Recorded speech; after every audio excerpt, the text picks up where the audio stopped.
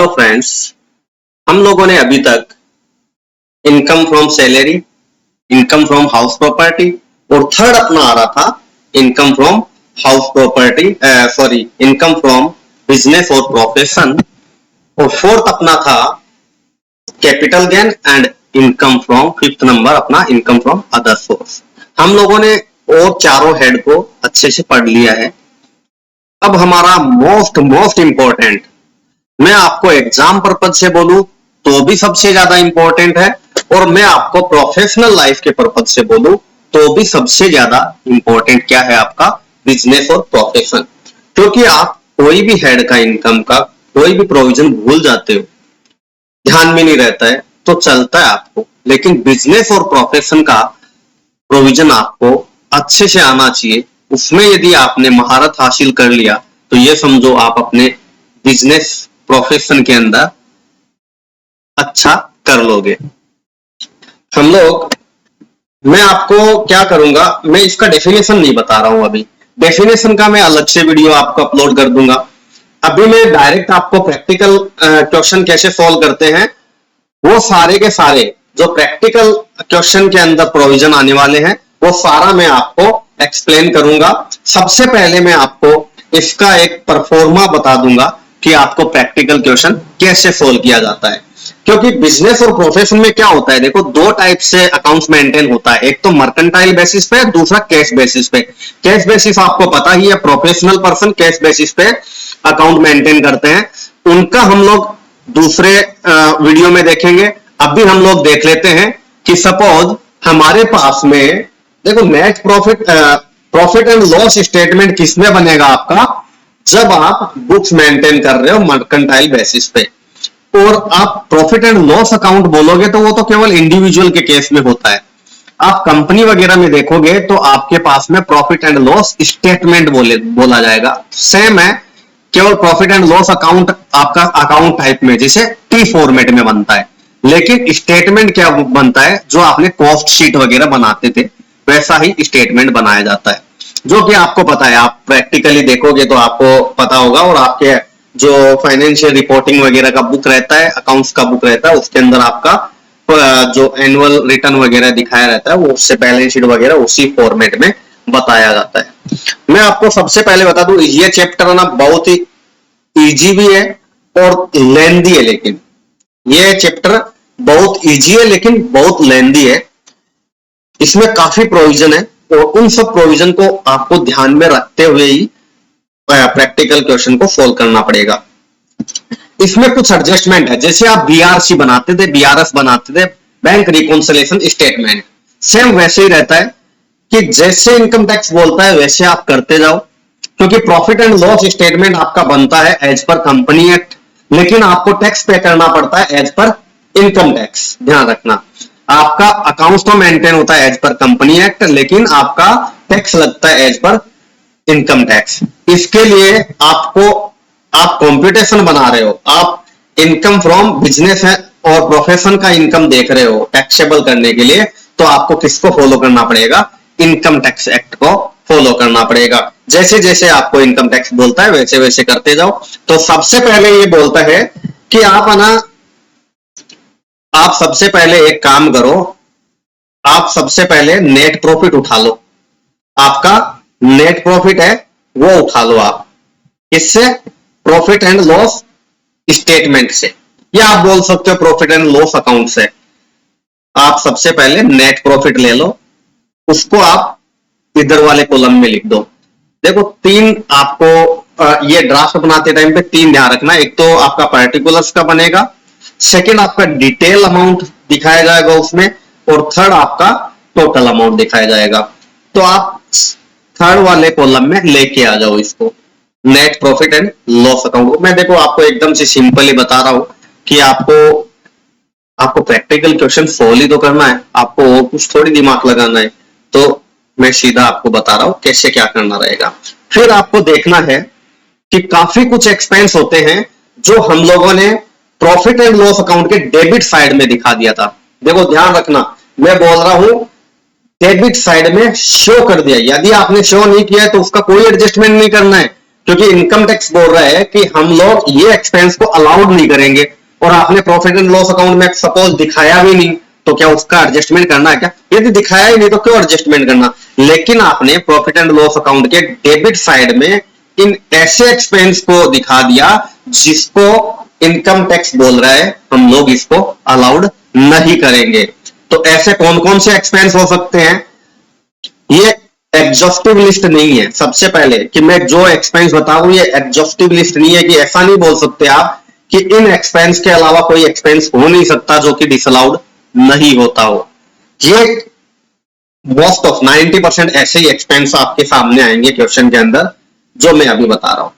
और आप जैसे जैसे प्रैक्टिकल सोल्व करोगे आपको हर एक प्रोविजन अच्छे से ध्यान में हो जाएगा। देखो, आप प्रोविजन पढ़ो और फिर प्रैक्टिकल में अप्लाई नहीं करो तो आपको याद नहीं रहता है वो, लेकिन आप प्रोविजन पढ़ो और उसके बाद में आप प्रैक्टिकल में अप्लाई करो तो आपको अच्छे से ध्यान में होगा।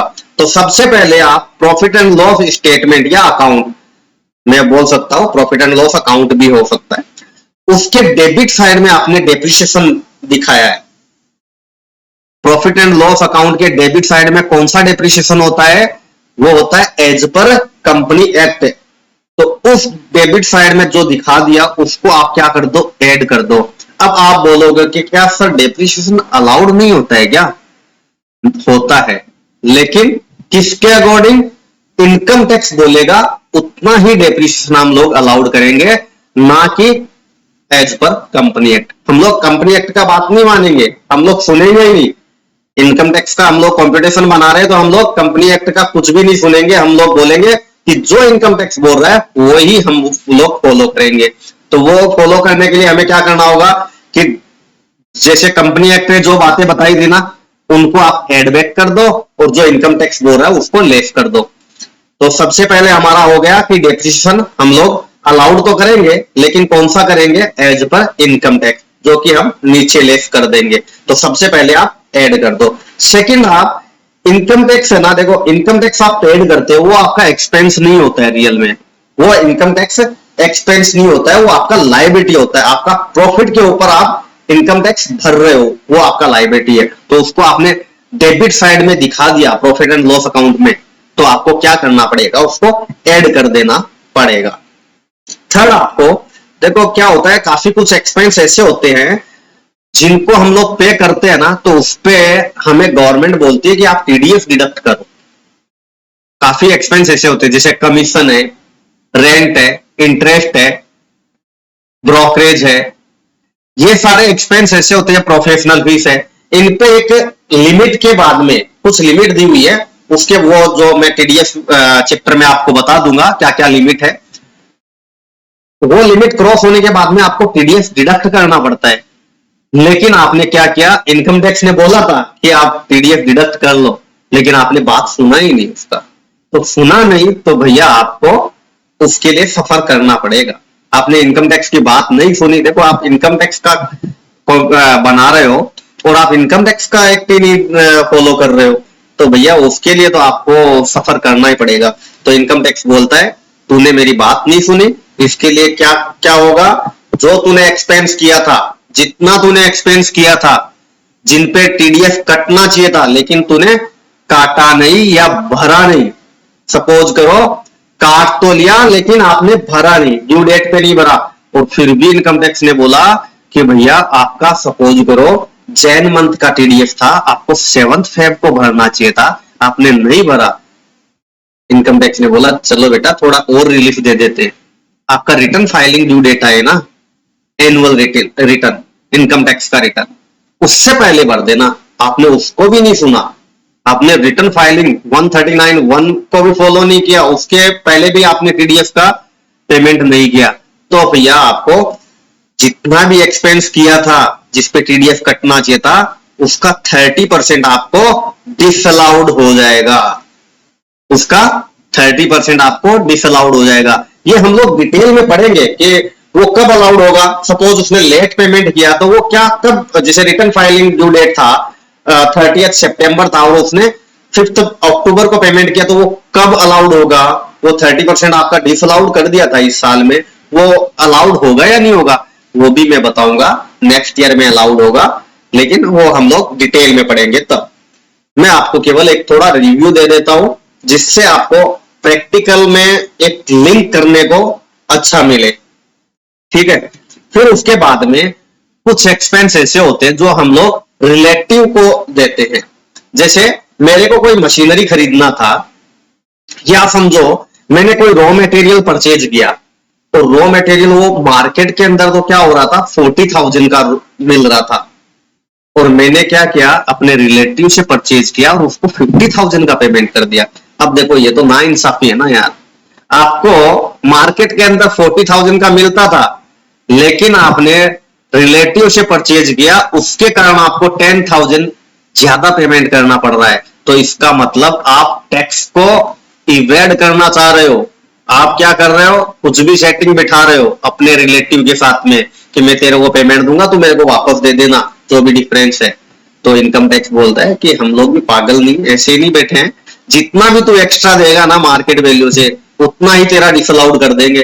तो सपोज करो कोई गुड्स मटेरियल वगैरह कुछ खरीदा और वो मार्केट वैल्यू से असेसिंग ऑफिसर को लगता है कि इसने मार्केट वैल्यू से ज्यादा दिया है, तो वो जितना उसको लगता है ना कि इतना अमाउंट उसने ज्यादा दिया है, उतना वो डिसअलाउड कर देगा 48(2) के अंदर। फिर अपना 48(3) बोलता है कि आप ना एक दिन में सिंगल पर्सन को 10,000 से ज्यादा का केस मत दो।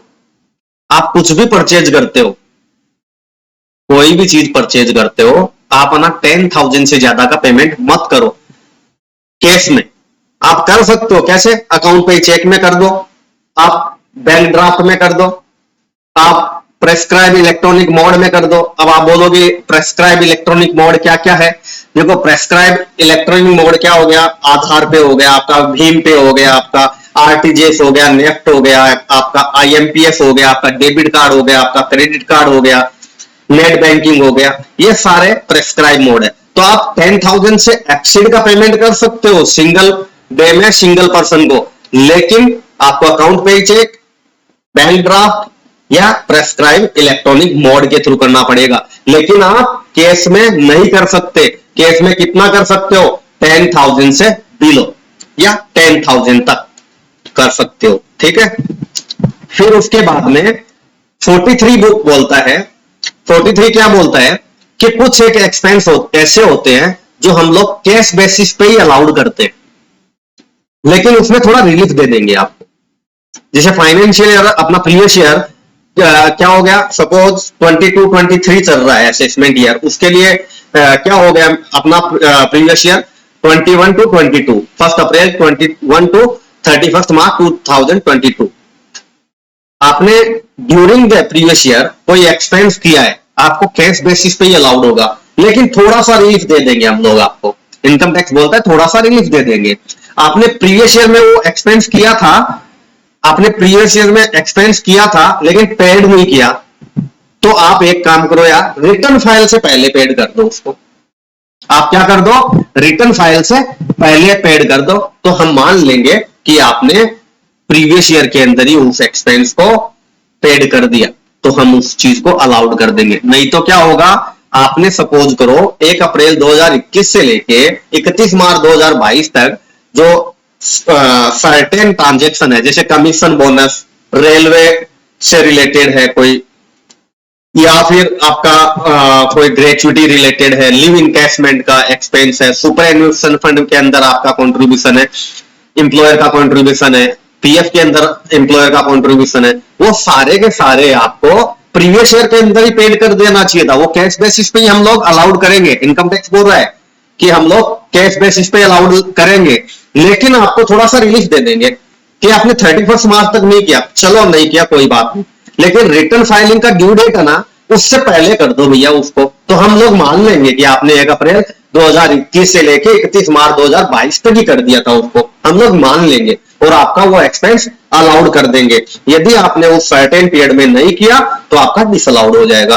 अब हमारी बात आती है पर्सनल एक्सपेंस का। देखो जितना भी बिजनेस और प्रोफेशन के अंदर इनकम टैक्स बोलता है कि आपने पर्सनल एक्सपेंस किया ना भैया, वो तेरा अड़ेक है, वो बिजनेस का नहीं है, और बिजनेस का नहीं है ना तो हम लोग अलाउड नहीं करेंगे, ऑन फ्रंट बोलते हैं, हम लोग अलाउड नहीं करेंगे। तो पर्सनल एक्सपेंस डिसअलाउड हो जाएगा, और डिसअलाउड होगा तो हमें नेट प्रॉफिट के अंदर एड बैक कर देना पड़ेगा।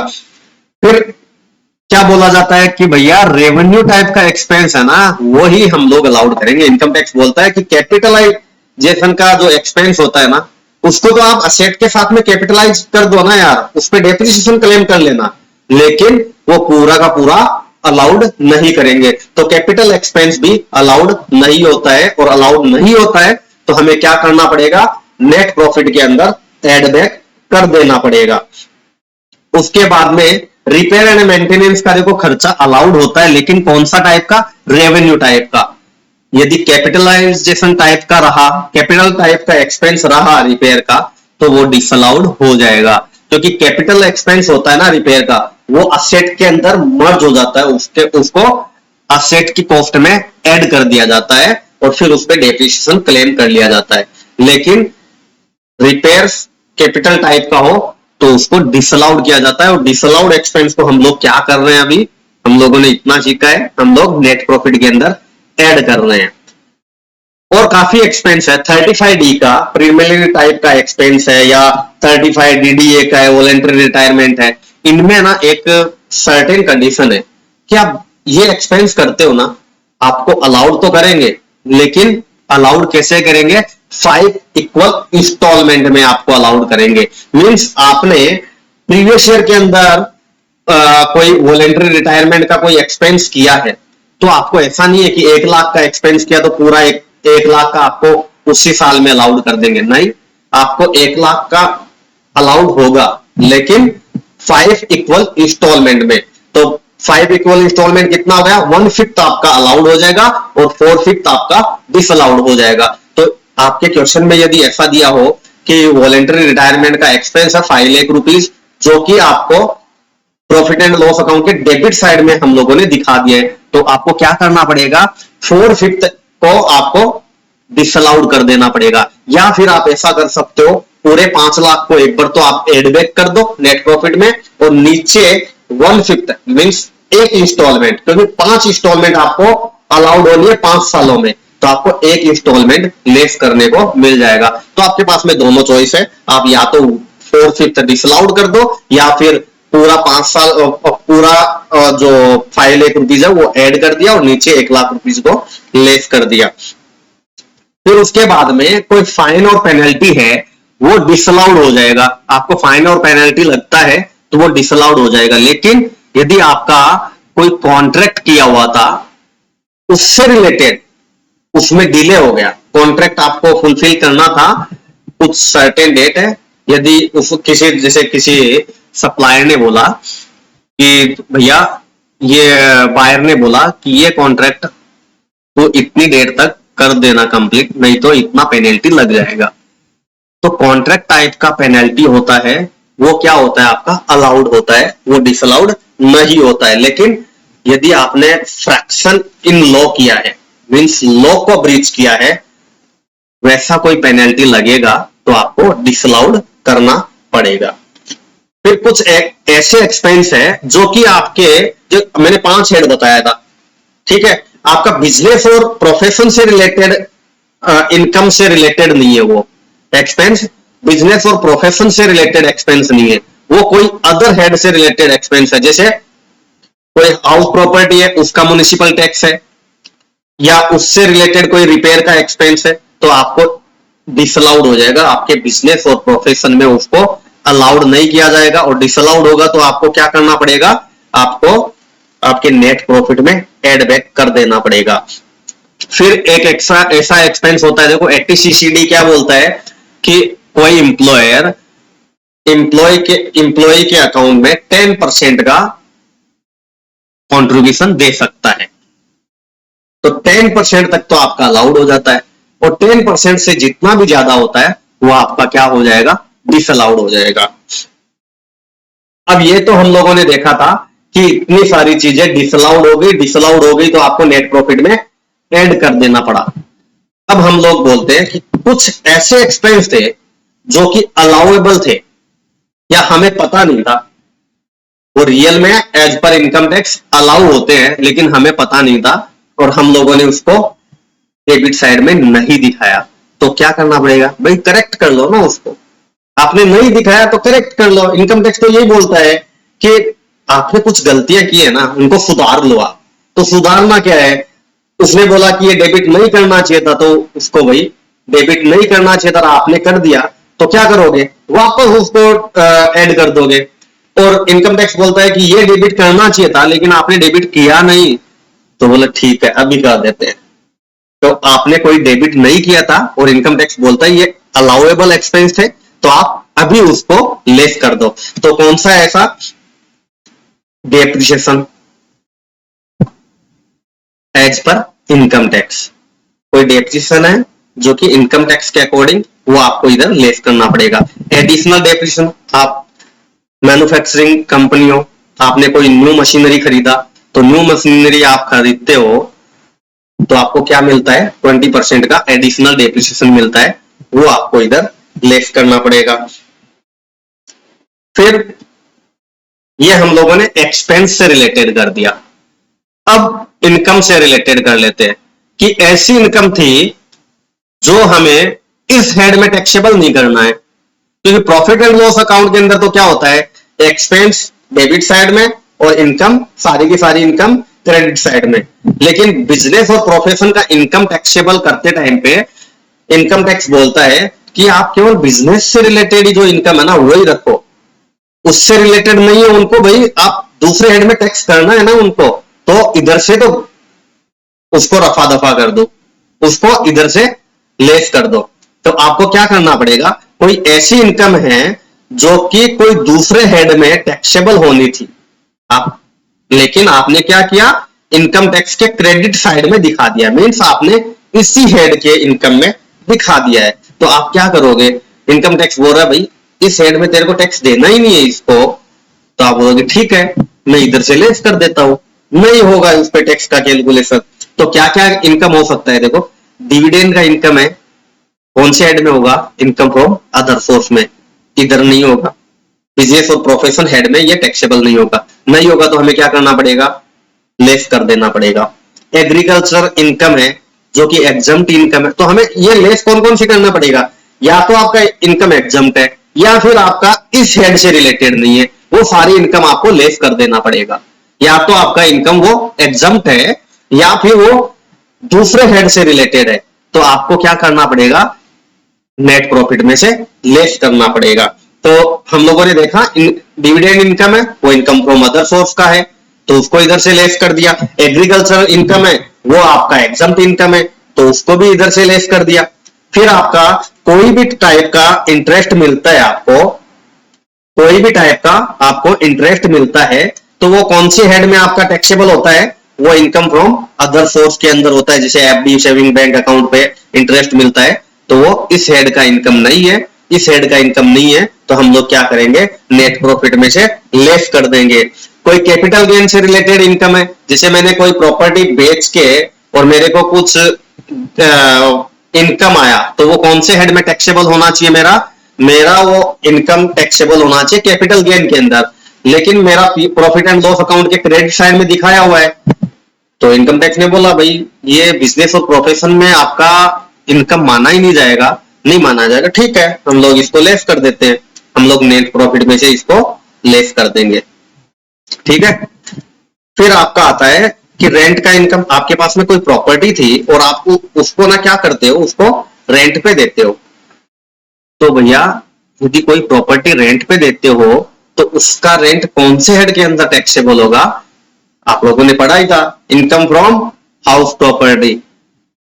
तो हाउस प्रॉपर्टी में वो टैक्सेबल होगा, तो इस हेड में क्या कर रहा है, लेस कर दो भाई, इस हेड में से लेस कर दो, तो नेट प्रॉफिट में से आपका कोई इनकम फ्रॉम हाउस प्रॉपर्टी से रिलेटेड इनकम होगा वो लेस हो जाएगा। फिर विनिंग फ्रॉम लॉटरी है, हॉर्स रेस है, गैम्बलिंग से रिलेटेड कोई इनकम है, वो कौन से हेड में होता था, इनकम फ्रॉम अदर सोर्स में। तो भैया ये बिजनेस का इनकम है ही नहीं, तो इसको क्यों दिखा रहे हो आप, नेट प्रॉफिट में से लेस कर दो इसको।